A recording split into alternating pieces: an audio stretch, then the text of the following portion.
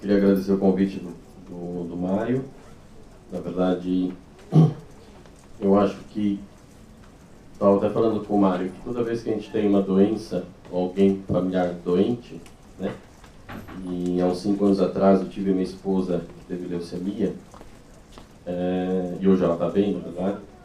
Você vê que são desafios que a vida traz, e muitas vezes a gente sempre tem que buscar um aprendizado, um ensinamento de tudo isso daí, né? O próprio Mário me disse que se não fosse pela doença não estaríamos aqui, então ele é um crescimento e vai crescendo em relação à nossa vida. Muitas vezes a gente questiona muito essa questão sobre as doenças, né? E a gente, como eu sou médico, faço parte da parte médica e também faço a parte da acupuntura, dou aula, a gente sabe o quanto é complicado você lidar com a questão das doenças, né? E ao mesmo tempo eu vim trazer um pouquinho do trabalho que a gente tem feito de outros tratamentos que hoje a gente está chamando isso de medicina integrativa, né? Então, essa medicina integrativa, ela está começando a crescer em vários hospitais e tem indicado na parte médica.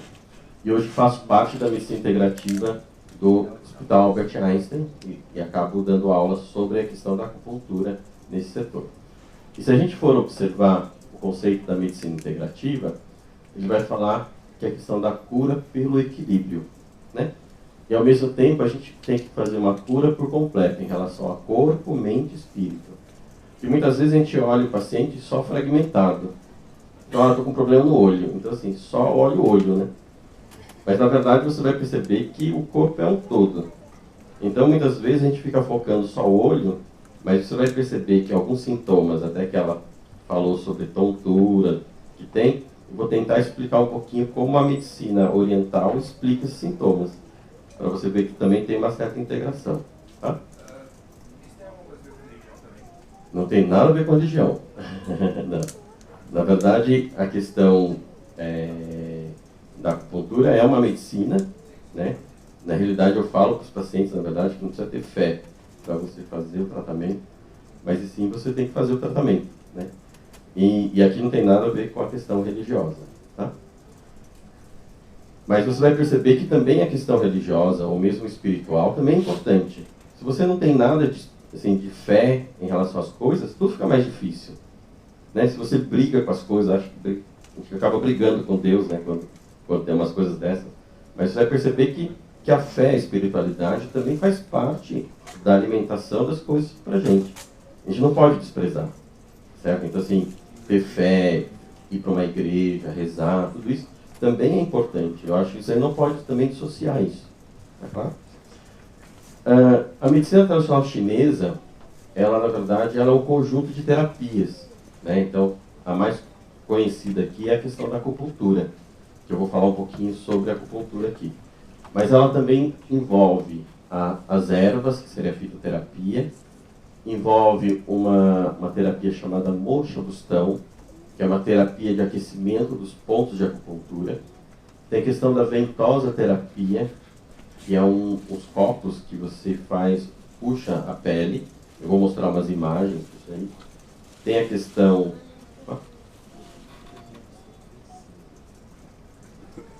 Tem a questão também da dieta. Então a dieta é muito importante. Eu vou também dar umas dicas de dieta para vocês. Tem a questão da massoterapia, treinamento de energia como Tai Chi Chuan ou Liang Kou e meditação. Então você vai perceber que o tratamento ele não pode ser focado apenas no item. Você vai ver que é interessante que você aborde todos esses outros itens em relação a qualquer doença, independente de ser uma doença rara ou não. Tá? Então, quando a gente observa na medicina chinesa, a gente vê que tem várias terapêuticas junto. Agora, é importante você entender que assim, a gente não abandona o tratamento convencional. Na verdade, hoje, com todas as pesquisas que a gente tem muitos medicamentos que são muito importantes. Então, a gente não vai fazer um tratamento só oriental ou integrativo, entendeu? Na verdade, a gente sempre usa as duas medicinas. E muitas vezes, por exemplo, a gente atua muito na questão da oncologia. Então, nós temos pacientes oncológicos tomando quimioterapia. Então, a gente atua a diminuir os efeitos colaterais da medicação. Então, a gente faz com que a qualidade de vida do paciente melhore e tolere melhor o tratamento. Tá?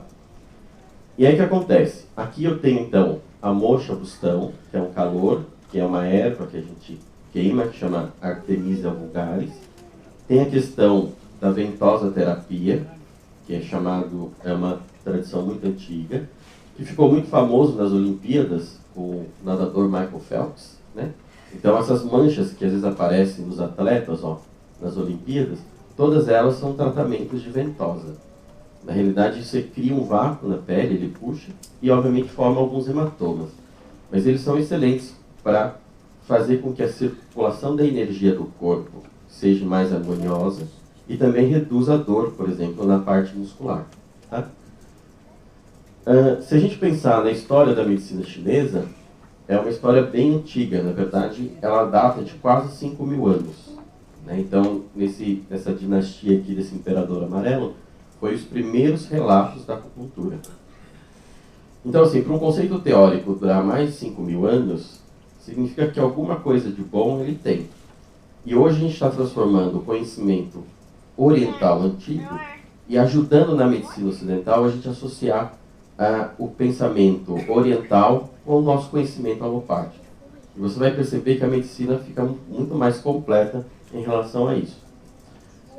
E aqui, as primeiras agulhas de acupuntura foram encontradas nesse período neolítico, e na verdade antigamente não tinha metal. Eles usavam lascas de pedra, ou espinha de peixe, lascas de bambu, né? Então, na verdade, o metal foi num segundo momento que apareceu os metais. Mas até então, eles usavam formas, digamos assim, bem mais rústica, né? Para fazer o estímulo da acupuntura. Então, aqui é a acupuntura, com exceção das agulhas. Você vai perceber que as agulhas hoje, elas são de aço inoxidáveis, descartáveis. E elas são muito finas, ó. Se a gente comparar a um fósforo, ó, essa aqui é uma agulha normal de hospital, que a gente tira sangue ou aplica injeção. Aqui é uma agulha de costura, essa aqui é uma agulha de acupuntura. Ela é quase no diâmetro de um fio de cabelo. Tá? E ao mesmo tempo, basicamente o que a gente vai usar é aplicação e manipulação de agulhas. Então a gente vai ter pontos específicos para fazer circular a energia. Então você viu que a gente tem hoje de manhã alguns conceitos energéticos sobre a questão da mitocôndria. Né? E você percebe que a célula precisa respirar, ela precisa ter energia. Então você vai ver que essa questão energética a gente também não pode deixar de lado. Tá? E ao mesmo tempo, antigamente a gente usava então a questão de pedras, osso, depois foi para ouro e prata, e agora a gente usa aço inoxidável. Normalmente o paciente vai sentir no ponto uma sensação de tensão, às vezes pode ter uma sensação de peso, mas a dor é mínima para colocar a agulha. Tá? E normalmente a gente deixa de 20 a 30 minutos no ambiente confortável. E aí, a acupuntura, ela tem vários tipos de acupuntura. Tem a acupuntura sistêmica, que a gente coloca a agulha no corpo, e vai ter uma acupuntura chamada scalpiana ou craniopuntura. Na verdade, tem uma técnica específica, que é uma craniopuntura japonesa, que é onde o Mário foi lá comigo no Japão, que tem uma função interessante, principalmente para quadros de dor e sequelas neurológicas. Né? E também tem acupuntura nas mãos. Então você vai ver que o corpo pode ser estimulado de várias maneiras.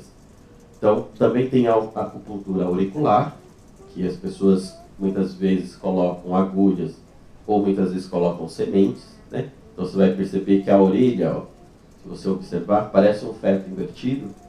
Então, quando as pessoas falam assim para mim, eu vou furar a orelha, eu vou colocar um monte de brinco. Na realidade, você está furando, na verdade, um microsistema que representa o seu corpo, né? Então, se você perguntar se eu recomendo o furo da orelha, eu vou falar que tem que ter cautela, tá certo? E aí você vai perceber que o corpo inteiro é representado dentro da orelha. E é por isso que a gente faz o tratamento, às vezes, desse tipo de microsistemas. Então você vê que a orelha, ó, parece um feto invertido, tá vendo? Foi assim que começou a estudar a questão auricular. Né? E, ao mesmo tempo, essa questão auricular você pode fazer em crianças, pode fazer em adulto, pode fazer em qualquer idade. Na verdade, não tem idade para você começar o tratamento com acupuntura. Existe a acupuntura escalpiana, que são esses pontos aqui. Na verdade, são pontos colocados na cabeça, né?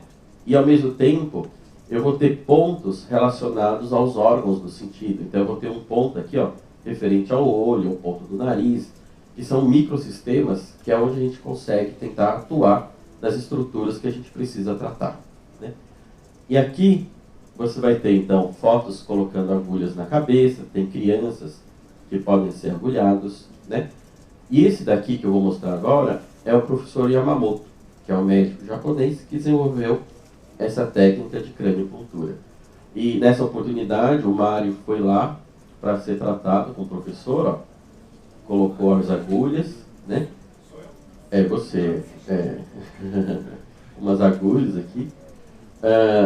Aqui o professor examinando o Mário, colocando as agulhas, tá?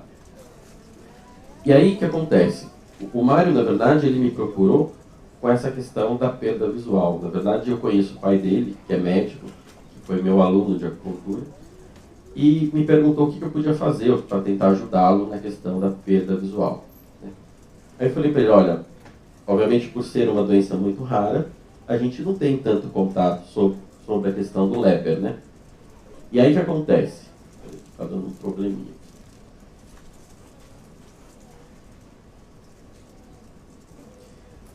A acupuntura, na verdade, o conceito teórico da acupuntura é que eu vou tentar trazer um pouquinho em uma hora para vocês poderem entender onde a acupuntura ou as outras medicinas podem ajudar no tratamento de qualquer doença, não só a questão do Leber, tá? Uma das coisas importantes é que ele tem uma ação de prevenção de doenças, que isso é uma coisa muito legal.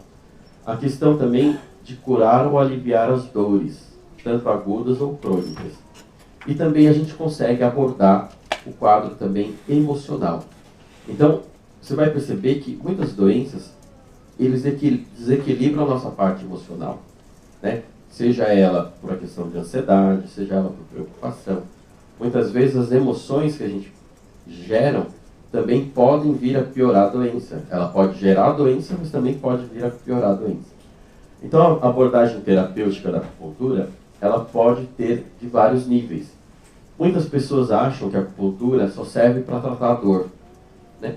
E você vai perceber que, assim, é uma boa ferramenta para a dor, mas ela também pode ser abordada de uma visão um pouco mais geral. E aí eu vou começar a falar um pouquinho como é que a acupuntura vê toda a questão do nosso adoecimento. Então, por que a gente acaba adoecendo, né? Então, para você poder entender esse processo de adoecimento de uma visão um pouquinho diferente da nossa alopatia. Na realidade, na acupuntura, tudo começa na parte energética, que é uma área que a gente não está habituado a cuidar, tá certo? Aí ela caminha para o funcional até chegar na fase orgânica. E na fase energética, o paciente pode ter sintomas de fadiga, cansaço, falta de energia, palidez no rosto, desatenção e memória fraca. Só que nesse momento, os exames laboratoriais estão todos normais. Então é uma situação que você fala assim, estou ando muito cansado, preciso tirar férias, né? E para a acupuntura, todos esses fatores são fatores que podem desequilibrar o corpo. Então tá aqui, ó, excesso ou falta de trabalho, excesso ou falta de atividade mental, atividade física e sexual. Então, fazer exercício consome energia? Consome se for em excesso. Mas também se você não fizer nada, é ruim. Trabalhar muito é ruim, não trabalhar nada também é ruim, né? A questão da alimentação e respiração são duas coisas muito importantes. E aí, viu que aquela questão do alcoolismo, do tabagismo, são coisas que interferem no prognóstico da doença. E na acupuntura, essa questão da alimentação, ela é muito importante. Então, a questão da poluição, contaminação de alimentos. A gente também tem influência de fatores externos, como o frio, o calor, a umidade, a secura. Então, às vezes, em ambientes muito frios, com ar-condicionado, tem pessoas que começam a espirrar, começam a ter dor no corpo. são fatores de adoecimento. Tá? Os traumas, que envolvem trauma físico ou emocional, e todo sentimento emocional que a gente produz também consome energia. Então, assim, medo, insegurança, raiva, tensão, preocupação, melancolia, tristeza, tá? Que são sentimentos que hoje a gente tem bastante, ó, estresse, ansiedade, né? E com isso você começa a ter uma alteração chamada funcional ou inflamatório. E nessa alteração funcional, eu posso vir a ter perda da acuidade visual, gastrite, refluxo, altera o intestino, o início do diabetes, hipertensão, quadros de tendinite, quadros de alergia, problemas dermatológicos, neurite, tontura, depressão, insônia, as TPMs. E eu posso ter dor desde a cabeça até o pé. Certo? E nessa fase, os exames podem continuar normais ou começam a ter pequenas alterações. A glicemia aumenta, o colesterol aumenta, os hormônios alteram. Só que a parte anatômica está normal. Então, quando eu faço exames, eu não consigo ver nenhuma lesão anatômica nessa fase funcional. Eu falo que a nossa medicina começa a olhar o paciente daqui para frente, ou seja, da parte funcional para frente. A gente quase não valoriza a parte energética, né? E ao mesmo tempo você vai perceber que a parte energética também é importante no processo de adoecimento. E aqui a fase orgânica é quando eu tenho a degeneração orgânica da estrutura, é onde começa a faltar nutrição e oxigênio. E aqui é onde eu vou ter o AVC, a lesão do nervo óptico, artrose, hérnia de disco, posso ter um infarto e até o câncer. Nessa etapa, os exames se alteram. E aqui, como médico, preciso saber se tem ou não indicação cirúrgica, né? Então, essa é uma visão importante para vocês terem, que a doença, na verdade, antes de ter a lesão de fato, ela começa antes no processo energético. E aqui você vai ver que toda vez que eu tenho um bloqueio da energia nos canais, ele pode aparecer com dor.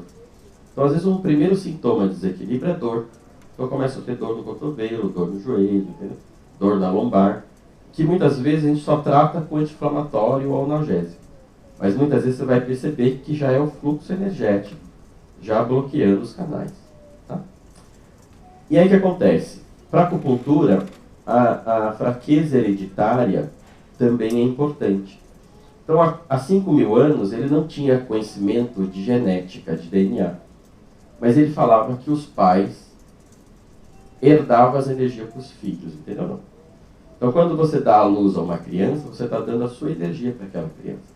Então, todas as doenças genéticas relacionadas têm a ver com a energia dos pais, né? Então, por isso que a qualidade da energia dos pais é importante na hora da gestação e do parto, né?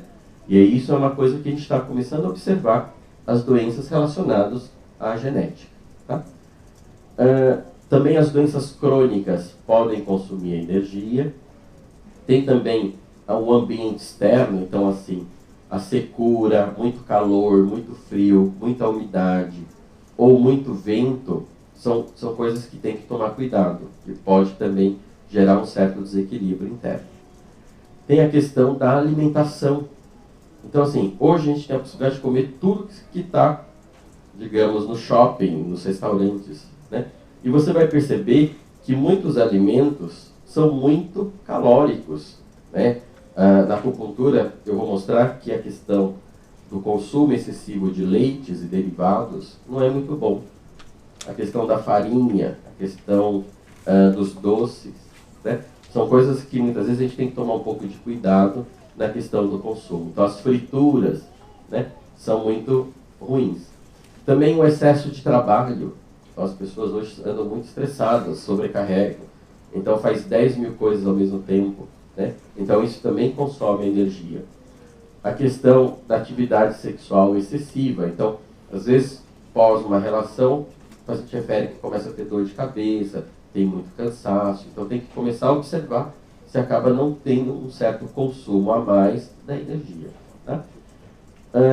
Excessos de partos, abortos, cirurgias, tudo isso faz com que você tenha sangramento, e todo sangramento tem um pouco de perda de energia. Então, a própria mulher na menstruação, a menstruação é uma coisa fisiológica, mas você vai perceber que tem muitas mulheres que depois da menstruação sentem muito cansaço, porque muitas vezes a perda sanguínea também está perdendo energia. Tá? E a outra questão muito importante é a parte emocional. Então, a parte emocional na acupuntura a gente valoriza bastante. Bem, eu trouxe um pouquinho do conceito inicial dessa teoria de 5.000 anos, que se chama Teoria dos 5 Elementos. Essa teoria é baseada nos 5 elementos da natureza: ó. Água, madeira, fogo, terra e metal. Esses 5 elementos precisam sempre estar em equilíbrio na natureza. E vocês vão perceber que eles têm uma relação importante, que eles seguem 2 leis. A primeira lei que ele chamou de geração, porque a água é que gera a madeira. Tá certo? Depois você vai ver que a madeira alimenta a fogueira. Então, para eu poder deixar fogo aceso, eu ponho a lenha. A madeira, a fogueira acesa, quando ela apaga, sobra a cinza, que é a terra. Dentro da terra se criam os metais. Por exemplo, o ouro. E todo metal eu derreto ele numa forma líquida, semelhante à água. Tá? E a segunda lei é a lei da dominância, porque a água apaga o fogo derrete o metal corta a madeira tem um tronco e a raiz penetra na terra e consome todos os nutrientes da terra, e a terra represa a água, chupa a água. Por que eu estou contando essa história? Porque eu acho que isso daqui é uma coisa interessante para vocês entenderem todos os sintomas que podem aparecer no corpo. Porque na acupuntura, cada elemento representa um órgão do corpo. Então a água vai representar seu rim e a bexiga, a madeira é fígado e a vesícula, o fogo é o coração com o intestino delgado, a terra é o baço pâncreas e o estômago, e o metal representa pulmão com o intestino grosso. Então o chinês fez uma relação de cada órgão e víscera com um elemento. E aí eu vou dar uma pincelada em cada órgão para vocês entenderem aonde eu explico a questão, por exemplo, das doenças oculares, as doenças de insônia, por exemplo, né? A questão dos tremores. Vou tentar justificar um pouquinho baseado na teoria da acupuntura. Então, o primeiro elemento que eu vou falar é sobre o rim na acupuntura. E o rim na acupuntura representa a água. E uma das grandes funções do rim é que ele armazena a nossa energia. Então, para os chineses, o principal órgão, como se fosse uma bateria do sistema, é o rim. E esse rim, ele armazena a energia do alimento e da respiração, e você tem uma energia ancestral dos pais, que é o DNA, que é a genética. Então, toda a questão energética do corpo, para a acupuntura, tem a ver com essa questão do rim.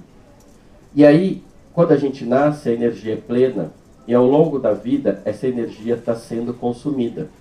Então, quando a gente tem 18 anos, a energia é plena. Com 30 anos, já tem uma certa queda. E se a gente chegar nos 90, ela é menor ainda. Se você observar todo o processo de envelhecimento, ó, você vai perceber que aos poucos nós estamos perdendo água, nós estamos secando. E se você observar todas as articulações do corpo, começa a perder líquido. Você começa a ver o cérebro, começa a atrofiar. Então a gente começa a secar, na verdade a gente começa a perder água. E na acupuntura, esse rim é importante para a memória recente, então a memória começa a falhar.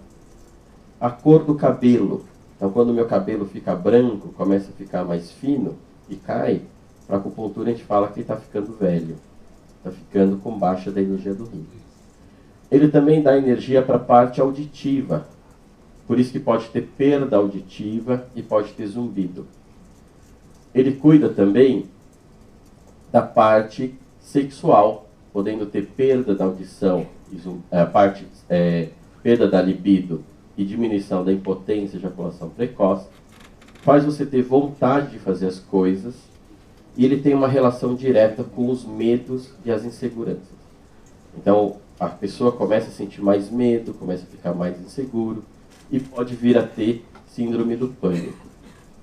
Esse rim também cuida da parte urinária, então o paciente pode ter histórico de cálculo renal, infecção urinária, a questão de coluna e joelhos, problemas ósseos e dentários, aparecendo a questão de osteopenia e osteoporose. E na gestação, esse rim é muito importante, porque a mulher ela precisa ter água para o nenê brotar e germinar. Então, para ele poder crescer, ele precisa ter água, né? Então, é um pouquinho isso que a gente olha quando a gente fala na energia do rim. Você vai ver que ele comanda várias estruturas. Quando a gente fala na questão do fígado, que é a madeira, ele tem uma função na acupuntura que toda vez que você fica nervoso, irritado, tenso, estressado, você joga isso para o seu fígado. E o fígado, por ser madeira, ele pega fogo. Por isso que quando você está nervoso, seu sangue ferve. Você vai explodir de raiva. Você quer matar um na sua frente. E aí você fica igual esse boneco aqui, ó, querendo matar um na sua frente. Então você vai ver que o rosto fica vermelho, fica com uma sensação de querer matar um na sua frente. Por isso que toda vez que você bebe, você sente que o calor esquenta o corpo. Tem pessoas que ficam com o rosto muito vermelho. E todo fogo, quando você vê na natureza, ele produz vento. Então quando você está perto de uma fogueira, você sente uma corrente de ar. E esse vento parece estar saindo fumaça pelas ventas, tá certo? E é isso que explica na acupuntura a sensação de tontura e tremor. Então toda vez que eu tenho o meu fígado alterado energeticamente, ele vai produzir vento interno, gerando tonturas e tremores. E se essa energia sobe muito rápido para a cabeça, vai gerar as cefaleias ou enxaquecas, tá? Na acupuntura, o fígado também nutre os tendões, as unhas e ligamentos, podendo dar micose nas unhas, então as unhas ficam fracas. E os olhos são uma forma que demonstra para a acupuntura a questão do fígado. Então, olho vermelho, olho seco, visão turva, na acupuntura tem uma ligação direta em relação ao fígado, tá? Esse fígado também cuida do seu poder de raciocínio. O raciocínio pode ficar mais lento, ajuda a pessoa a tomar as decisões, fica uma pessoa mais indecisa e pode alterar o sono, tendo um pouco de insônia. E o paciente vai acordar no horário do fígado, que é da 1 às 3 da manhã. Então esse horário é um horário que às vezes ele não consegue dormir ou acaba acordando, tá? Ele também controla a parte ginecológica e hormonal nas mulheres. Então, com as mulheres que têm muita cólica, que têm muito fluxo ou pouco fluxo, e TPM está vinculado com a questão do seu fígado, né? E aqui na acupuntura, a gente fala para evitar alimentos que geram mais calor ou mais fogo. Então, entre o café, o chocolate, a carne vermelha, a bebida alcoólica, o cigarro, a fritura e a pimenta. Então, para a acupuntura, não basta tirar só o álcool, tá certo? Ou muitas vezes o cigarro. Para a gente fala que alimentos que são muito quentes também pioram. Então não adianta ser também, eu não bebo, mas eu como uma caixa de chocolate, entendeu? Ou eu como um churrasco inteiro. Então você vai perceber que todos esses alimentos também acabam influenciando na energia do seu fígado, tá? E aí, se você for observar, isso aqui é um desenho, obviamente que nem todos vão conseguir visualizar isso aqui, mas o meridiano do fígado, ele começa bem no dedão do pé, o meridiano do fígado. Por isso que muitas vezes a unha do dedão do pé fica comprometido, né? E ele vai terminar bem no topo da cabeça. Só que antes disso ele passa nos olhos. E isso é uma descrição há 5.000 anos. Então o trajeto do fígado, ele começa no dedão do pé, tá certo? Passa pelo fígado, vai pela cabeça, sobe no ápice da cabeça e passa nos olhos.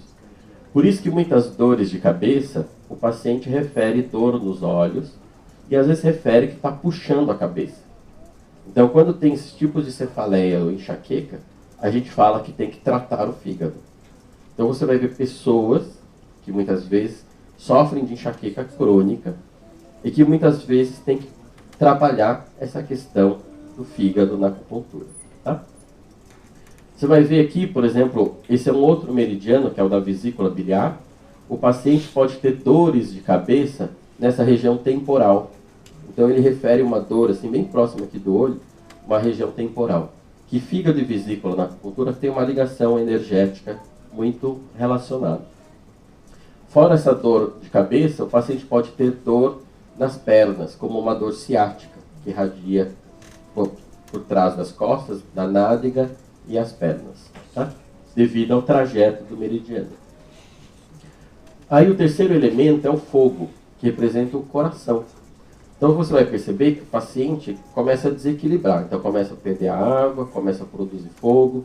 E esse fogo na acupuntura tem a ver com o coração e o intestino delgado. E uma das funções do coração é que ele regula o batimento cardíaco. E isso pode gerar o quê? Taquicardia ou arritmia. Não sei se vocês perceberam que uma das associações que o paciente pode vir a ter é problemas cardiológicos. Então essa é a ligação relacionada à acupuntura. Só que na acupuntura, esse coração tem uma função muito importante, que ele rege toda a nossa mente e a nossa consciência. Então tudo o que passa na nossa cabeça, o pensamento, rege a questão do coração. Porque o chinês fala que o coração na acupuntura representa o imperador. Então quando a gente pensa alguma coisa, depende desse fluxo da energia do coração. Quando o meu coração não está muito bom, gera o que o chinês chama de confusão mental ou mente turva. Então parece que eu vivo com uma névoa dentro da minha cabeça. Então tudo fica muito confuso, tá certo? Eu não vejo clareza para a minha vida, eu fico meio perdido, né? E uma das coisas que a acupuntura ajuda a fazer é clarear a mente. Um sinal de que essa energia do coração não está muito boa é quando você examina a ponta da língua do paciente e ele vai estar com uma língua bem vermelha na ponta. E esse coração está atrelado diretamente ao seu grau de ansiedade. Então a pessoa fica muito ansiosa. As pessoas muito ansiosas têm a ver com essa energia do coração. E uma outra coisa que interfere é o sono, podendo ter insônia com muitos sonhos. Tem pacientes que desenvolvem varizes e podem aumentar a transpiração. Então tem pessoas que transpiram muito nas mãos, muito nas axilas, ou transpiram muito mais do normal. Então mostra que tem essa certa alteração relacionada ao coração. Tá? Outro elemento, que é o quarto, já estamos terminando, que a gente tem 5 elementos, é o elemento terra, que representa o baço, o pâncreas e o estômago. E essa energia é muito importante, porque está relacionada com a nossa digestão dos alimentos. Então toda vez que a gente come, a energia tem que ir para subir e descer. Então, aqui olhando uma pessoa, quando a energia tem que chegar na cabeça e para os pés, depende muito desse funcionamento desse sistema baço, pâncreas e estômago. Tá? Quando esse sistema começa a falhar, a energia começa a bloquear no meio do caminho e vai formar as nossas distensões abdominais, ou nossa gordura abdominal. Então, toda vez que a energia bloqueia em determinada parte do corpo, ele vai se transformar em massa. Tá? E por isso que quando esse sistema não está muito legal, uma das coisas que pode gerar é a obesidade. Então, são pacientes que falam assim, nossa, eu tenho dificuldade para emagrecer. E um sinal de que o sistema não está funcionando bem, o paciente tem muita vontade de comer doce. Então, a vontade de comer doce é um sinal de que esse sistema não está legal. Né? Ele também pode gerar uma coisa relacionada à nossa digestão do alimento. Então, na acupuntura, quando você come um alimento, você passa por um processo de purificação do alimento. Você absorve o que é puro e elimina o que é impuro. Por isso que a comida é muito importante. E a respiração também é importante. Então, saber respirar e saber comer são duas matérias-primas para a fabricação da sua energia. Quando você não está muito bem, você começa a reter no seu corpo impurezas. Como é que eu sei que eu tenho impurezas? Quando você produz gases, quando você acumula gordura e você retém líquido no corpo. Então, às vezes, chega no final do dia, as pernas estão inchadas, as mãos estão inchadas, ou acorda de manhã com os olhos inchados.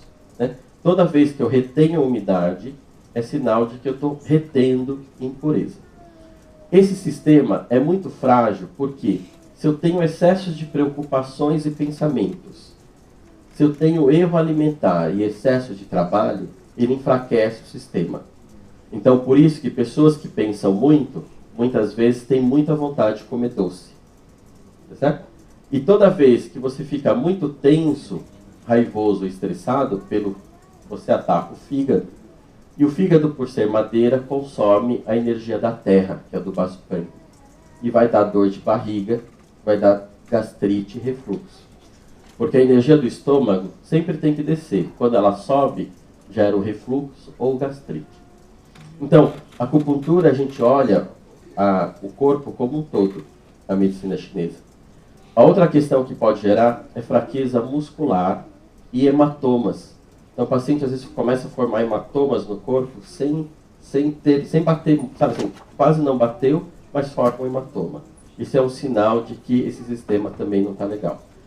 E aqui a gente fala para tomar cuidado com leites e derivados, gordura, fritura, doces e farinha branca, que é o glúten, né?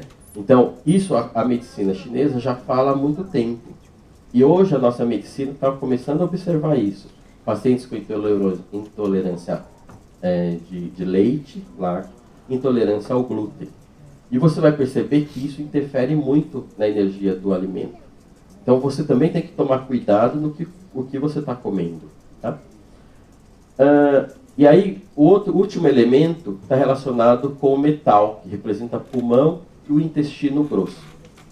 Esse pulmão, na acupuntura, cuida da respiração, podendo ter problemas de tosse, falta de ar, mas ele também mexe com a questão do funcionamento do nariz. Então, toda vez que você tem coriza, obstrução nasal, perda de cheiro, está relacionado com o sistema do pulmão. Ao mesmo tempo, esse pulmão cuida da nossa imunidade. E você começa a ter quadros de alergias ou infecções. Então, quadros de rinite, quadros de alergia, pode estar atrelado a esse sistema. Esse sistema também altera a parte da função do intestino, tendo constipação ou alteração do ritmo intestinal. Então, vai ter pacientes que têm intestino preso e vai ter pacientes que têm diarreia. Esse tipo de quadro não é legal. O ideal é que você vá uma vez ao banheiro, todos os dias, numa frequência diária, tá certo? Com a consistência das fezes normais. Se as suas fezes estão mudando, significa que tem alguma coisa alterada. E, ao mesmo tempo, ele também cuida de quadros dermatológicos. Então, uma das coisas que pode aparecer são problemas de eczema, problemas de psoríase, problemas de alteração de pele. Né? E a emoção vinculada com o pulmão é a tristeza. Então, eu vou só resumir nesse último slide aqui sobre a questão da importância de você observar o corpo de uma forma global. E na acupuntura, cada elemento representa, na verdade, uma cor e um sabor. Então você vai ver que o rim, que é a água, está relacionado com a cor preta e o sabor salgado. Então o paciente que tem deficiência de rim, às vezes quer pôr mais sal na comida. O fígado está relacionado com a cor verde e o sabor ácido. Tem pessoas que gostam de espremer um limão e tomar só água com limão bem ácido, entendeu? Então significa que a energia do fígado não está muito legal. A cor do coração é o vermelho e o sabor é amargo. A questão da terra é o sabor doce e a cor amarela. E o do pulmão está vinculado com a cor branca e o sabor picante. Então você vai perceber, por exemplo, que os melhores chás para você tomar para gripe tem sabor picante. Geralmente a gente coloca agrião, a gente coloca alho, a gente põe gengibre, que é tudo mais picante para fortalecer o pulmão. E a dica que eu deixo para vocês é que quando vocês forem fazer o prato, que ele seja bem colorido. Misture todas as cores possíveis no alimento, porque com isso você vai estar fortalecendo os 5 órgãos. Ao mesmo tempo, quando você observa uma comida oriental, por exemplo, japonesa ou chinesa, todas elas são muito coloridas. E ao mesmo tempo elas misturam os sabores. Então quando você vai comer um sushi, por exemplo, ele tem todas as cores dos 5 elementos. Ó.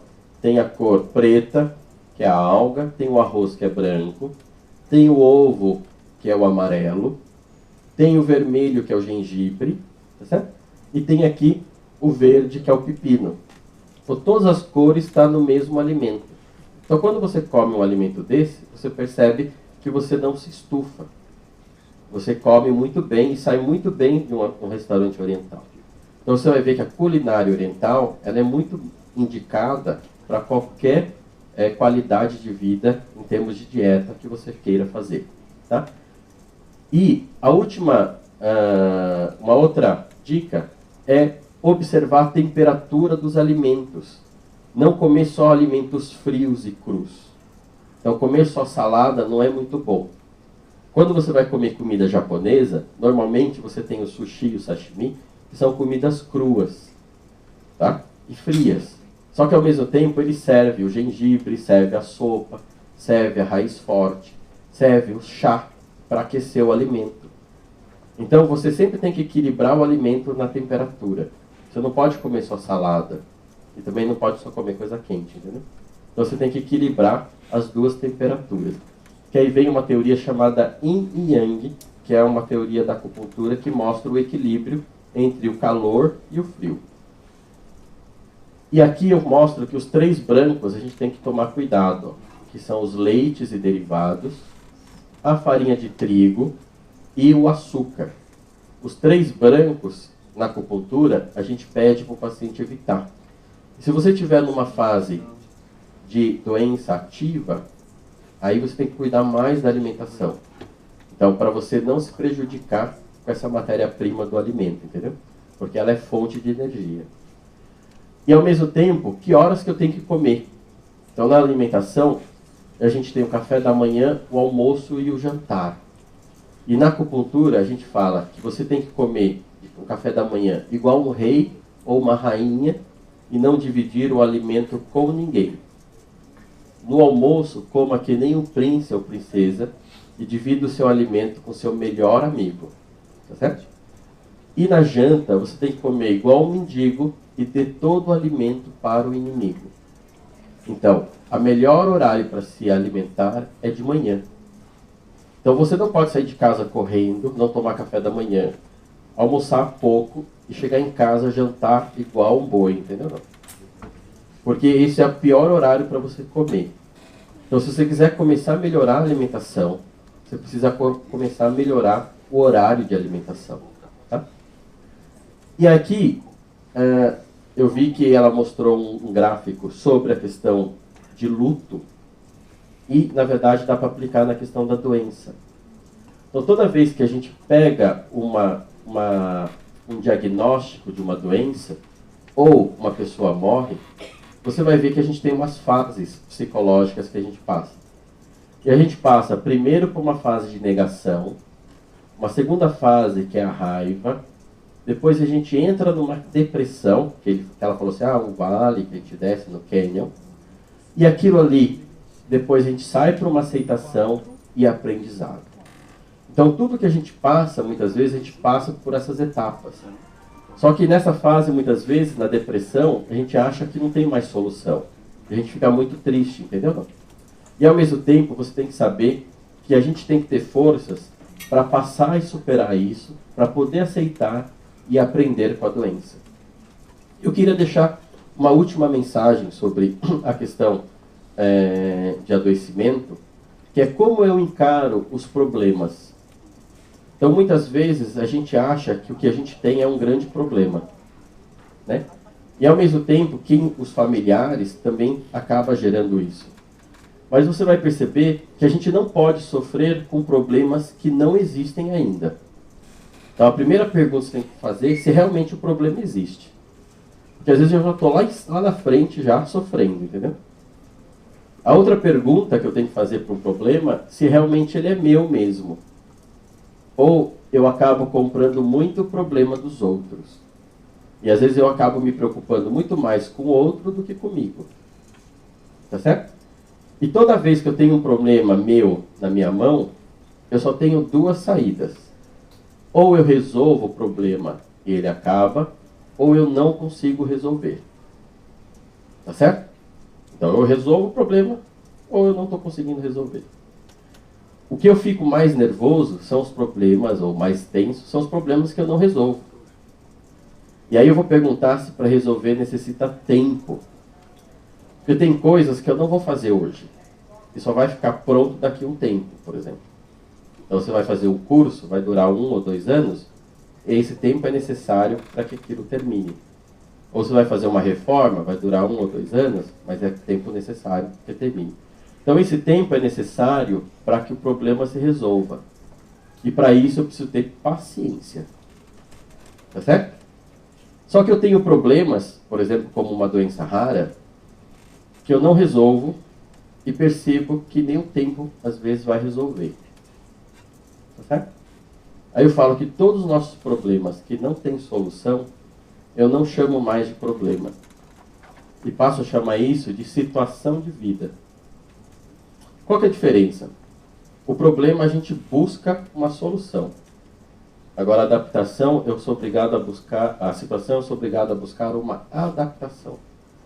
Então, se você conseguir, das suas dificuldades, conseguir se adaptar ao estilo de vida, você vai perceber que você tira um caminhão de problema nas costas. Ah, eu não consigo enxergar, não consigo fazer as coisas. Isso realmente tem. Mas a gente consegue fazer as coisas. Você vê o Mário, está fazendo mestrado, está fazendo todas essas coisas de organização, e você fala assim, poxa, ele não enxerga nada. Eu tenho um paciente que também ele tem deficiência visual, mas ele já nasceu com deficiência visual. E a profissão dele é fazer jogos de computador para cegos. Né?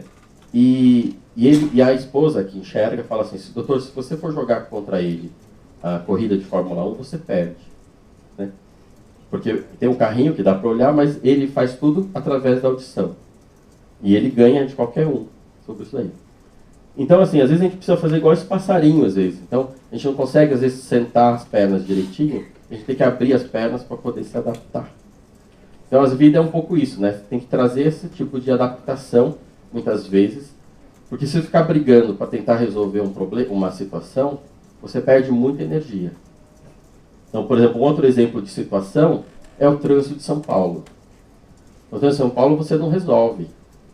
Não adianta você ficar nervoso com o trânsito. Você tem que adaptar ao trânsito. Então você vai de bicicleta, você vai de Waze, você vai de Uber, entendeu? Você pega um táxi.